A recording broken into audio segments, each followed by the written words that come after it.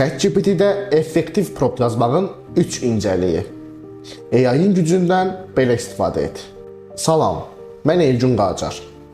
Gündəlik həyatımızda insanlar AI botuna girir, qısa və qeyri-dəqiq suallar soruşur və normal olaraq AI botu isə ümumi bir cavab verir. Sonra insanlar düşünür ki, bu nə cavab idi? İnsanlar bunu bilmir ki, burada problem AI botunda deyil, insanın özündədir. Burada 3 incəlik var ki, sən bu incəliyi bilməsən, AI botu heç bir zaman sənin istədiyin cavabı verməyəcək. Konkret ol.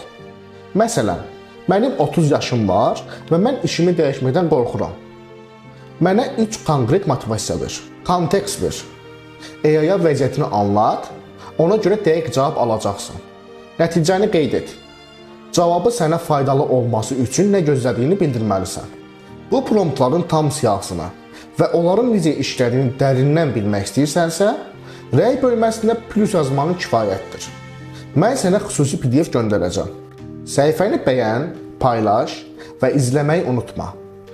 Gələcək bizimlə.